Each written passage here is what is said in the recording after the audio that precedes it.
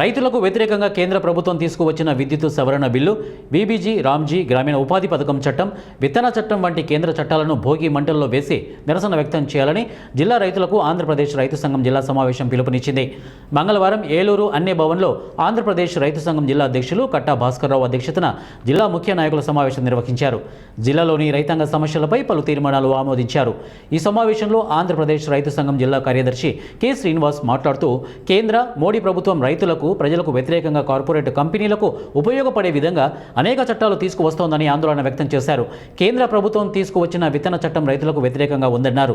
మహాత్మా గాంధీ గ్రామీణ ఉపాధి హామీ చట్టాన్ని నిర్వీర్యం చేసి బీబీజీ రామ్జీ పేరుతో గ్రామీణ ఉపాధి హామీ చట్టాన్ని పథకంగా మార్చి చట్టం చేయడం దారుణమని విమర్శించారు. విద్యుత్ రంగాన్ని పూర్తిగా ప్రైవేటీకరించేందుకు కేంద్ర విద్యుత్ సవరణ బిల్లు తీసుకువచ్చిందని, రాష్ట్రాల హక్కులను హరించి వేస్తూ ప్రజలపై భారాలు మోపే విధంగా కేంద్ర విద్యుత్ బిల్లు ఉందని ఆందోళన వ్యక్తం చేశారు. భవిష్యత్తులో రైతుల ఉచిత విద్యుత్ పథకాన్ని కోల్పోతారని చెప్పారు.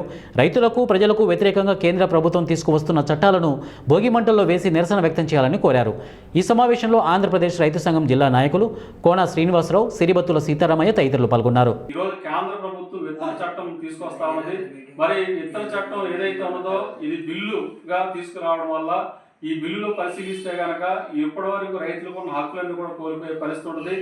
ఇప్పటికే ప్రైవేట్ కంపెనీలు, మల్టీనేషనల్ కంపెనీలు, కార్పొరేట్ కంపెనీలు ఇవాళ రైతాంగాన్ని తీవ్రంగా మోసం చేస్తూ ఉన్నాయి.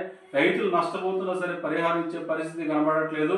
ఇవాళ కార్పొరేట్ కంపెనీ అనుకూలంగా విత్తన చట్టాన్ని కేంద్ర ప్రభుత్వం తీసుకురావడాన్ని తీవ్రంగా వ్యతిరేకిస్తూ ఈ చట్టాన్ని, అట్లాగే ఉపాధి హామీ పేరుతో తీసుకొచ్చిన బీబీజీ రామ్జీ చట్టాన్ని, అట్లాగే కేంద్ర ఎలక్ట్రిసిటీ బిల్లు, ఇట్లాంటి ప్రజా వ్యతిరేక చట్టాలన్నింటినీ కూడా రేపు 14వ తారీఖున భోగి మంటల్లో వేసి తగులుపెట్టి గ్రామాలకు కూడా నిరసన కార్యక్రమాలు చేపట్టాలని చెప్పేసి ఇవాళ మేము రైతాంగానికి పిలిపిస్తా ఉన్నాం.